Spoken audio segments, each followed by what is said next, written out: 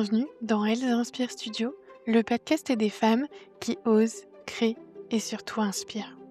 Il y a des voyages qui ne demandent ni valise ni billet d'avion, juste une chose, accepter de ne pas tout savoir. Ce mois-ci, on explore comment les compétences deviennent de véritables leviers d'égalité. Et s'il existait une compétence encore sous-estimée, capable de transformer nos trajectoires personnelles et professionnelles, la curiosité interculturelle. Avec Charlotte, on plonge dans cette capacité à se décentrer, à sortir de son propre cadre pour comprendre celui de l'autre, pas pour s'effacer, mais pour s'élargir.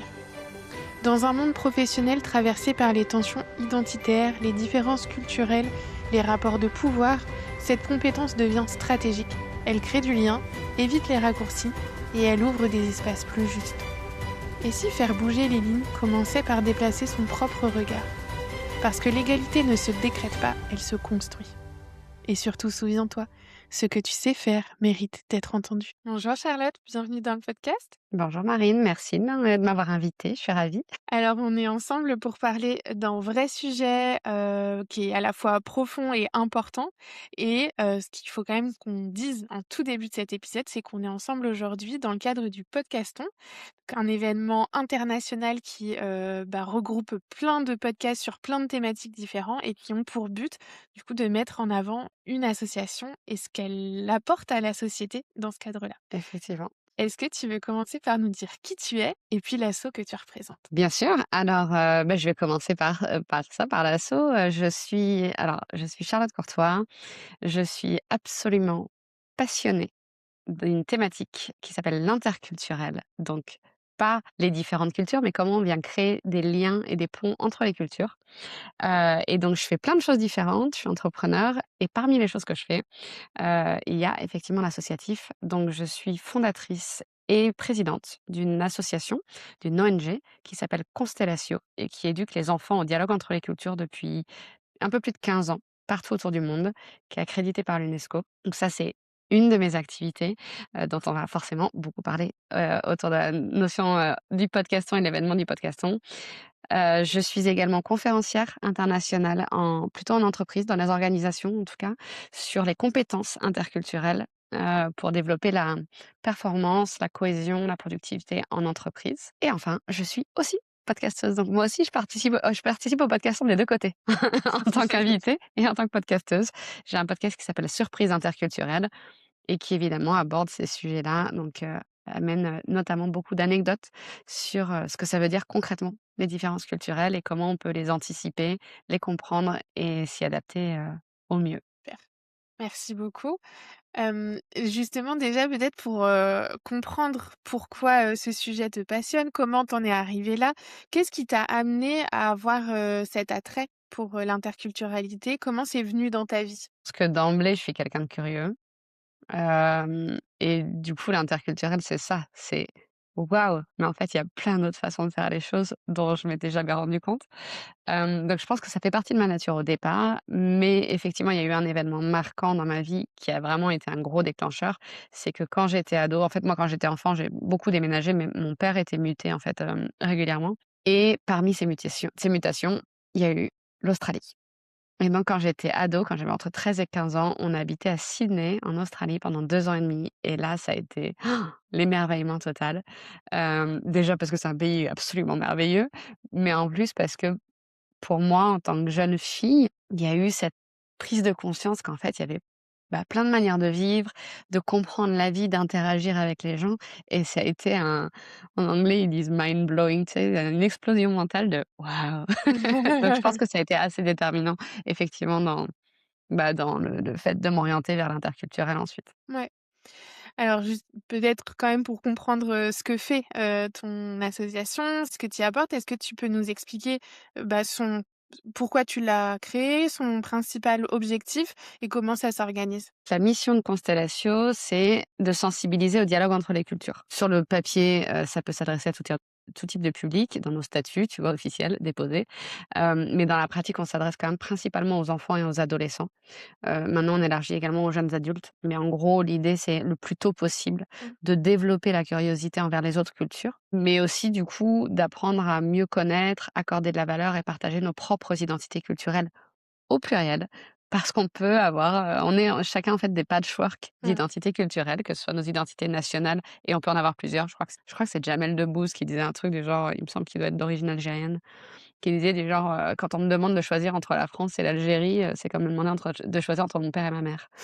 Bah, c'est un peu ça, mais on a aussi des identités régionales. Moi, je suis bretonne, par exemple. On a des identités religieuses, on a des identités générationnelles, des identités de métier et en fait, on est tous un combiné de tout ça et donc l'idée de Constellatio, c'est de, mettre en valeur, ces identités, ces cultures dans toute leur diversité et et tout ça, c'est axé autour de l'idée que quand tu vas découvrir d'autres, cultures, d'autres manières de vivre, tu gagnes un recul différent sur tes propres pratiques culturelles parce que souvent quand on est pas confronté à autre chose, bah, on réfléchit pas trop à comment nous on fait et on a l'impression que c'est universel Mmh. et mieux tu te connais, moins tu te sens menacé par la différence. Donc c'est vraiment l'idée au cœur de ce que fait Constellatio. Je l'ai créé, donc j'avais 24 ans, j'étais toute jeune, parce que j'avais tout un projet que j'avais envie de mettre en place autour de l'écriture d'histoire. Donc l'idée, c'était de faire écrire à des enfants de, 8-10 ans, on va dire, des histoires qui racontaient leur culture et leurs traditions et d'échanger les histoires entre les pays et donc bah, quand j'ai commencé à mettre en place ce projet qui était en fait un projet de tour du monde puisque je suis partie 15 mois, en voyage pour mener ce projet-là dans 7 pays différents. Ah, il a fallu donner tu vois, une forme, Mmh. un statut, une structure à tout ça et c'est là que j'ai créé Constellatio, en me disant: «Bah, l'idée, c'est aussi de montrer que ça a vocation à perdurer, et à fédérer et que c'est pas juste, payez-moi mon tour du monde, faudra que j'aille rencontrer les enfants, ça va être cool, quoi». Et donc tu vois, 15 ans plus tard, Ouais. bah, on est encore là. Donc en très résumé, Constellatio fonctionne par projet. Je choisis une thématique qu'on va développer sur plusieurs années. Donc la première thématique, effectivement, c'était la narration, l'écriture d'histoire. La deuxième thématique, ça a été, les musiques traditionnelles. Donc on a réuni des musiciens, 6 musiciens traditionnels, 2 bretons, 2 tunisiens et 2 indiens qui jouent ensemble, avec lesquels on est intervenu auprès de 1 300 enfants dans les 3 pays pour leur montrer que quand on s'écoute un peu les uns les autres, on peut faire des choses sympas ensemble. Et le projet sur lequel on travaille actuellement, c'est autour des traditions culinaires où là, c'est un peu la démarche inverse. Grâce à la cuisine, on veut montrer qu'il y a toujours eu du dialogue entre les Mmh. cultures, que notre, riz au lait, bien, breton, ben, déjà il existe dans plein d'autres pays, mais en plus on est d'accord, il y a pas beaucoup de rizières en Bretagne. Donc comment est-ce que le riz est arrivé jusqu'à nous et qu'est-ce qui fait qu'aujourd'hui ça fait partie de nos cultures? Mmh. Donc c'est pas une question de est-ce que la diversité c'est bien ou c'est pas bien, c'est en fait, la diversité, elle a toujours fait partie de nous. Donc voilà, dans les grandes lignes, comment Mmh. on fonctionne. Ouais et c'est vrai que, bah, moi, c'est quand même, la thématique de la compétence qui m'anime, et justement d'aller chercher qu'est-ce qu'on apprend, où est-ce qu'on l'apprend, comment on peut se développer et dans tout ce que tu dis, c'est vraiment des compétences Ah mais fondamentales. totalement. Écouter l'autre, l'ouverture à l'autre, la curiosité de ce que les autres font et du coup de pouvoir s'enrichir et de, du coup, monter en compétences grâce à tout ça, à ce que l'autre nous apporte. C'est vraiment des choses qui sont fondamentales et qui vont nous servir. Enfin, en tout cas pour ces enfants-là qui vont leur servir pour toute leur vie. C'est une richesse incroyable. Et c'est pour ça, tu vois, qu'on travaille justement, en général, surtout avec les enfants et les ados, parce que l'idée, c'est que ce soit cristallisé en eux, si tu Mmh. veux, qu'ils l'intègrent à leur mode de fonctionnement et leur mode de réflexion pour que ça ait un impact sur toute leur vie et donc sur toute la société, qu'ils vont construire, après nous Ouais. ou et avec nous. Oui. Donc tu as commencé finalement, avec, les enfants et comme tu nous as dit dans ta présentation, en fait, tu continues, en entreprise avec des adultes sur les mêmes thématiques, du coup? Absolument. Alors en général, je le dis qu'à la fin ça, que en fait, je leur dis la même chose à des hommes, de le milieu industriel, plus de 50 ans, voilà, qu'à des gamins de 8 ans. Parce que ce sont les mêmes compétences, c'est l'intérêt des Mmh. compétences, c'est ce qu'on appelle on Mmh. parle beaucoup des soft skills depuis un moment. Bah, en fait, c'est ça l'idée derrière. C'est qu'est-ce qu'on va venir travailler en savoir-être et du coup ça, tu peux le travailler quand tu es enfant comme quand tu es adulte. Donc effectivement, j'interviens en entreprise en tant que conférencière pour développer c'est le titre de ma conférence, hein. Mmh. C'est, «Compétences interculturelles, les clés d'une collaboration efficace et performante». Pourquoi je parle de compétences interculturelles? Parce qu'en fait, moi, ça me fatigue quand on parle d'interculturel en entreprise et qu'on parle de ça sous un angle, voilà comment on travaille avec les Chinois, Mmh. ou sur des salariés qui partent en expatriation, en mobilité internationale, de dire, voilà la culture du pays dans lequel tu vas arriver. La culture, ça s'apprend pas. Ça s'apprend pas sur le papier, c'est pas vrai, tu peux lire tout ce que tu veux et c'est bien. Je dis pas qu'il faut pas se renseigner Mmh. mais en fait, tu as beau préparer tout ce que tu veux, quand tu arrives sur place, tu es paumé quand même. Mmh. Pourquoi? Parce que ce qui compte, c'est pas les données culturelles, c'est ta posture face à des gens qui fonctionnent différemment de toi. Donc Mmh. ce que je viens partager comme compétences en entreprise, ce sont 3 compétences centrales. La première, c'est la vulnérabilité. Je suis en train de réfléchir à si je devrais pas le reformuler plutôt comme courage, ce qui fait vachement plus genre: «Ouais, on doit développer le courage», parce que la vulnérabilité, ça fait un peu, tu vois, les bisounours et tout. Pourquoi la vulnérabilité? Parce que l'idée de la vulnérabilité, c'est déjà de savoir, de se rendre compte, d'accepter, mais aussi d'exprimer qu'on ne sait pas tout. Mmh. Et ça, quand on a un contexte interculturel, c'est absolument central. Si tu n'intègres pas le fait que tu comprends pas et que c'est normal, bah, tu apprendras pas, en fait. Tu peux Mmh. pas développer tes compétences, enfin, tu peux pas développer tes connaissances si tu n'acceptes pas que tu les as pas au départ, en fait. Donc ça, c'est la première chose. Savoir exprimer, accepter, et cetera, que, bah, on sait pas tout, qu'on maîtrise pas tout. Ça semble évident, mais franchement, bah, c'est pas si simple à mettre en Mmh. place que ça, au final. La deuxième compétence, c'est la curiosité. Alors c'est pareil, ça semble évident la curiosité, mais c'est quoi la curiosité? C'est savoir poser des questions et bien les poser. C'est-à-dire que on a tous le droit d'avoir une opinion, mais on n'est pas obligé d'exprimer tout le temps, tu vois? Tu peux poser une question à quelqu'un sur comment il ou elle fonctionne, surtout pour comprendre. Ça ne veut pas dire qu'il faut essayer de le convaincre, ça ne veut pas dire que l'autre essaie de le convaincre. C'est juste essayer de comprendre un peu mieux comment l'autre fonctionne. Et ça, tu vois, j'en reviens à ce que je disais tout à l'heure. J'apprends ça à des managers, des équipes en entreprise. Ma nièce de 9 ans, elle l'a très bien compris et elle le répète à sa maman régulièrement. Chachou, parce que c'est mon surnom. Chachou, elle m'a appris qu'il fallait écouter pour comprendre et pas pour répondre. Donc encore une fois, ça semble évident, mais dans la pratique, on le fait très peu. Mmh. Et la curiosité, c'est poser des questions, mais c'est aussi se poser des questions sur comment nous, on fonctionne. Et ça, c'est fondamental. Et la troisième compétence clé, qui est un peu moins connue, c'est la décentration. La décentration, c'est l'idée qu'on a un centre de lecture des situations, des filtres culturels qui ne sont pas universels. Et donc se décentrer, c'est sortir de son centre de lecture pour essayer de comprendre comment l'autre y voit les choses. Donc typiquement, en très très résumé, c'est comme quand tu as 2 personnes face à face avec un 6 ou un 9 qui est écrit au sol. Tu en as un qui dit: «Ah, c'est un 6» et l'autre il dit: «Bah non, c'est un 9». Et en fait, la décentration, c'est ta capacité à avoir l'image au global et du coup à te rendre compte que les 2 ont raison depuis leur point de lecture de la Mmh. situation. Et donc on peut être en désaccord sans qu'il y en ait un qui ait raison et un qui ait tort. La décentration, c'est ça. Donc pour moi, les compétences clés de l'interculturel, ce sont la vulnérabilité, la curiosité et la décentration. Et effectivement, je le transmets aussi bien à des enfants de 8 ans que à des adultes dans le milieu de l'entreprise ou en associatif, hein. D'ailleurs, je suis Mmh. intervenue aussi dans un réseau d'associations. Enfin, mais voilà, si tu arrives à travailler cette posture-là, Ouais. les données culturelles, tu vas les emmagasiner tout seul. Ça va venir naturellement, en fait. Et alors effectivement, c'est très flagrant sur cette thématique parce qu'on voit bien comment il faut s'intéresser à l'autre, et cetera. Mais au final, c'est des compétences qui sont, bah, des vrais piliers dans plein d'autres situations.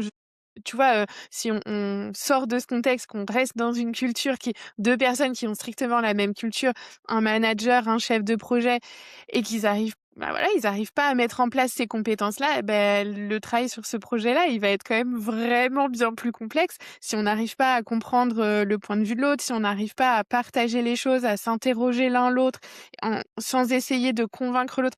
Alors moi, j'ai des exemples hyper parlants, sur des projets techniques où tu as d'un côté les experts techniques qui sont en train de développer la solution et de l'autre côté les experts finalement utilisateurs qui sont en train de leur expliquer que Ouais, en fait, si les ça 2 colle pas. ne se posent pas de questions et ne s'intéressent pas à l'autre vision, on Mmh. n'arrive pas sur un projet qui aboutit, favorablement, en fait. Soit il va être extrêmement technique, mais personne saura l'utiliser, soit il va répondre aux demandes d'utilisation, mais il manquera un bout de technique parce que, on Mmh. n'aura pas su communiquer. Donc en fait, c'est des compétences qui sont piliers dans plein de situations. Bah, voilà, je me suis faite griller. Pourquoi je parle d'interculturel? C'est une excuse pour parler d'interpersonnel, en fait. Mmh. Je le dis pas comme ça, mais j'amène cette réflexion effectivement pour dire: «Mais en fait, si tu arrives à comprendre que quelqu'un, qui a une culture différente de la tienne dans un autre pays, fonctionne différemment de toi et qu'il faut arrêter d'essayer de deviner ce qui se passe dans la tête de l'autre. Il faut lui poser des questions, il faut lui dire: «Écoute, là, j'ai pas compris. Est-ce que tu peux m'expliquer comment toi tu as lu les choses?» Et que il faut arrêter de penser que nos filtres sont universels. Bah, en fait, tu peux l'appliquer à ton voisin ou à ton collègue et donc c'est exactement l'idée. C'est mais encore une fois, tu vois, je te disais, les cultures, c'est pas que les cultures nationales et Mmh. en l'occurrence, ce que je dis beaucoup en conférence, parce que ça, j'en parle, quand je parle de cette idée de patchwork culturel, tu vois? C'est qu'il y a aussi des cultures métiers, il y a des cultures organisationnelles, des cultures d'entreprise et que ça change et qu'en fait, c'est exactement la même chose que de parler de cultures nationales différentes parfois. Donc effectivement, tu parles, de big pharma, tu mets ensemble, un mec des labos avec un commercial, et bah, dis-moi s'il y a pas des différences culturelles? Alors que les mecs, ils sont, ou des nanas du même pays et cetera. Mmh. Donc oui, il y a 2 éléments déjà. Encore une fois, que les cultures, c'est pas que les cultures nationales et donc il y a des différences culturelles dans plein de domaines différents et on en parle par exemple de plus en plus sur les questions, intergénérationnelles Oui. Ou femme-homme. ou femmes-hommes. Se questionner en essayant de comprendre l'autre, enfin, c'est aussi Mmh. un des piliers de notre Il y a la société. décentration, mais c'est ce dont on parle aussi sur les discriminations raciales et sur les problèmes de racisme systémique et en fait, c'est sortir de ton centre de lecture des choses et donc effectivement, bah, ça marche sur juste de l'interpersonnel. On fonctionne différemment, donc si tu as réussi à intégrer qu'il faut poser les questions et que tu écoutes pour comprendre et pas pour répondre, comme dit Emma et en fait, c'est beaucoup plus fluide et c'est ouais, c'est l'idée centrale. D'ailleurs, j'avais eu cette conversation avec un des musiciens avec lesquels, j'ai travaillé sur le projet, musical de Constellatio, où on se disait: «Mais en fait, des fois, c'est plus facile de travailler avec des gens d'une autre culture qu'avec des gens de notre culture». Parce qu'en fait, avec des gens d'une autre culture, on s'attend à la différence. C'est ça et du coup, on marche un peu sur des œufs. On va être un peu plus dans: «Je sais qu'il va y avoir une différence sur quelque chose, donc Ouais, je fais attention à ce que je dis, je fais ouais, attention à mon positionnement». Je suis un peu plus dans l'écoute et qu'effectivement, on n'a pas avec les gens, qui nous «ressemblent» entre guillemets, nos voisins, nos mmh, collègues, des gens qui, a priori, sont proches de nous pour d'autres raisons. exactement et je reformulerais même, c'est même pas marcher sur des œufs, c'est juste, en fait, on a des biais inconscients Mmh. tous et c'est normal et des stéréotypes et c'est normal et on en a besoin pour vivre, pour survivre. Notre cerveau a besoin de ça. Mais en fait, le problème, c'est quand on se laisse guider par ces biais et qu'on se laisse guider par ces stéréotypes Mmh. et donc en fait, qu'est-ce qu'on fait? C'est pas qu'on marche sur des œufs, c'est qu'on met un temps d'analyse avant la réaction et en fait, c'est Mmh. ça qu'on vient tu vois? C'est ça qu'on vient travailler quand on parle de ces compétences. C'est cette compétence-là de: «Attends, peut-être que si l'autre il a fait ça, c'est pas parce que c'est un con». Tu vois? J'ai fait un épisode de podcast hier sur comment tu te déplaces dans la rue. Mmh. En Espagne, là, les gens, moi, je suis à Barcelone en ce moment, ça me rend dingue parce que les gens, ils se poussent pas, ils se décalent pas sur le trottoir et D'accord. ma première réaction, c'est: «Putain!» Je sais pas si j'ai le droit de dire des gros mots sur ce podcast. Ma compétence interculturelle, ça a été de me dire: «Les gens sont peut-être pas tous cons. Peut-être que le mode de fonctionnement, il est différent. Mmh. Attends, je vais analyser». C'est ça la compétence, tu vois, que Mmh. tu viens développer là-dessus. Donc voilà, ouais. C'est sans fin, mais en même temps, c'est ça qui est merveilleux, c'est ça qui est émerveillant, tu vois? Mmh. Il y a ce truc de waouh, Ouais, c'est la c'est des richesse des découvertes en échanges. permanence. Tu as eu un prix, de l'UNESCO, donc bah, déjà félicitations, hein, parce que c'est Merci. très beau. Mais moi, ce que j'aimerais savoir, c'est, quelles compétences tu penses ça t'a permis de développer ce prix? C'est une excellente question. Donc le prix, dont tu parles, est le prix Jeune Leader pour la paix de l'UNESCO. C'est plus qu'un prix, c'est un programme, donc en plus on a tout OK. un accompagnement, un financement et cetera pour mener les projets. Si, bah, la compétence évidente, c'est, le leadership. Je pense que par nature, enfin moi je suis quelqu'un qui aime transmettre. C'est au cœur de tout ce que je fais et clairement, donc que ce soit conscientisé ou pas, là je le conscientise, mais c'est mon mode de fonctionnement de base. Par contre, je pense que pendant très, très, très longtemps, je manquais de pas forcément de confiance en moi, je sais que je suis capable de faire les choses, mais d'estime de moi. Tu sais, un peu à mon côté, est-ce que je suis vraiment légitime? Mmh. Et ce prix-là, il m'a amené à me dire: «Ouais, en fait, j'ai envie d'incarner ce leadership, Mmh. j'ai envie d'influencer positivement les gens, j'ai envie d'inspirer» et pour influencer, pour inspirer, pour donner envie, d'entrer en action, il faut être visible. Mmh. Il faut prendre la parole et il faut être entendu. Parce que si tu es pas entendu, bah, tu inspires personne. Donc voilà. Donc je pense que ça a développé en tout cas Mmh. chez moi cette, c'est vraiment le fait d'incarner ce leadership et Ouais. de dire: «Bah OK, vas-y je vais parler, prêcher, tu vois les valeurs que je porte haut et fort pour avoir un Super. impact positif sur la société». Bah, merci. On arrive déjà à la fin de notre échange, mais Ça va avant trop vite.